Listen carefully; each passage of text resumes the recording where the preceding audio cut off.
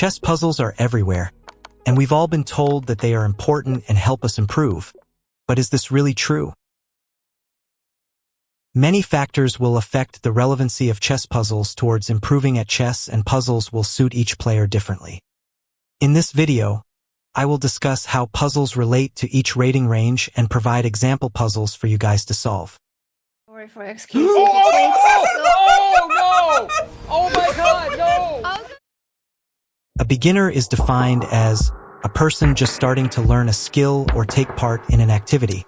We can conclude from this definition that a beginner is likely only to have recently started playing chess and understanding the basic rules. If we paired a beginner against someone completely new to chess, the beginner would likely win, albeit with difficulty and many blunders. Most would agree that beginners are below 1200 ELO.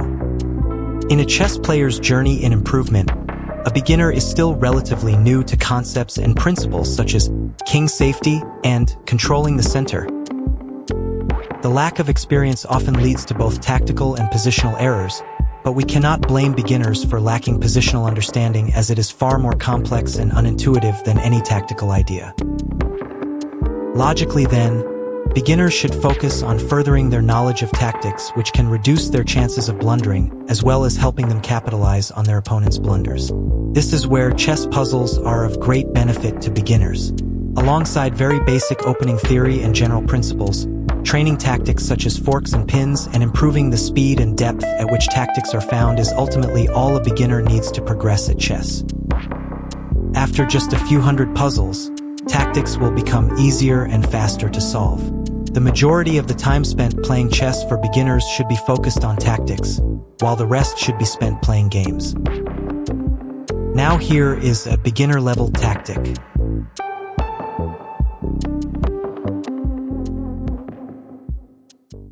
You're telling me a 1600 hung a piece on move 6? You are telling me that a 1600 rated player hung a piece on move 6? 1600 rated player hung a piece on move 6? The next category for chess players beyond the beginner level is the intermediate level. Being at the intermediate level means having some familiarity with tactics and overall performing better than a beginner. This can be classified as having a rating between 1200 and 1600 ELO.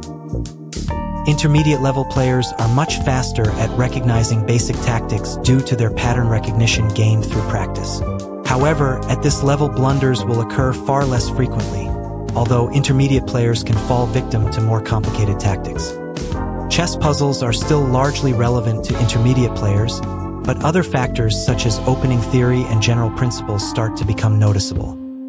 An intermediate player's time spent playing and studying chess can be optimized so that 50% of the time is used for chess games, 40% is dedicated to puzzles, and 10% for other areas such as opening theory. Chess puzzles are adequate at this level for a basic understanding of endgames through endgame puzzles and avoiding some opening traps. Here's an intermediate level puzzle.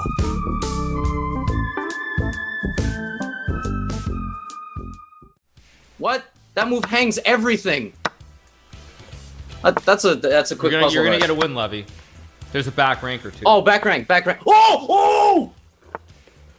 2307, by the way. What separates an advanced player from an intermediate player is their tactical ability, as well as a deeper understanding of positional ideas. A player with a rating of 1600 to 2000 ELO should be able to solve most mate-in-one puzzles in less than 2 seconds.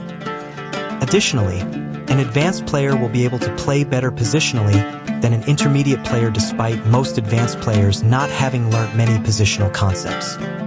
This usually means that an advanced player's positional play comes from their games, where a move instinctively looks better than another without much understanding of why or how. For a player to move past the advanced level, the effectiveness of puzzles compared to other methods of improvement, such as simply playing games or strengthening one's opening repertoire, is reduced. This is because the nature of a chess game played between two advanced players is far more positional than a game between two intermediate players. Blunders will be rare, although a few mistakes can still happen in a rapid game. This depends especially on the opening and the playstyle of both players, with most games starting with d4 being fought out in a relatively closed position with few chances for tactical play. At this point, doing only tactics will not net any improvement. Now I will show 3 made-in-one puzzles in rapid succession to test your pattern recognition.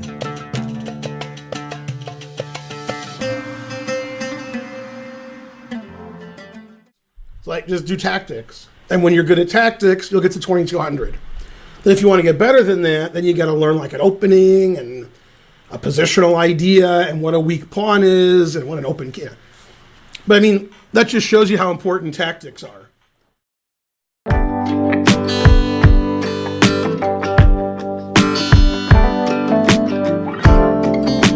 For the majority of chess players, positional play is something many will never understand and something that even titled players will struggle with. It is unintuitive and requires its own time and dedication separate from chess puzzles. Compared to learning tactics, the concepts in positional chess are rather abstract, bearing names such as weaknesses or prophylaxis. Beyond the advanced level, the effectiveness of chess puzzles is rather limited, although tactics are still important for accurate play in complex and sharp positions. However, positional chess puzzles do exist, although they are very rare. Here is one now.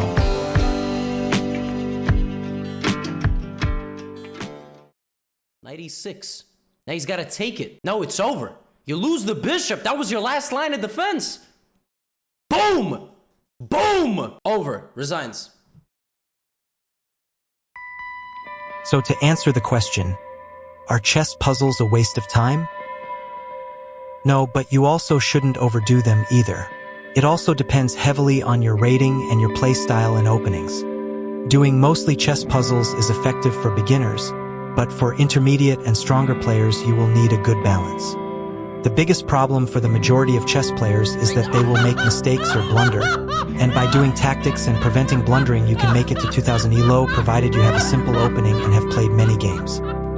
In terms of where to do chess puzzles, I would recommend the puzzles on Lichess rather than the puzzles on chess.com. This is because the puzzles on Lichess are taken from real games and are hence more realistic, although on chess.com, Puzzle Rush is the most fun way to do puzzles. Bonus puzzle: white to play and win.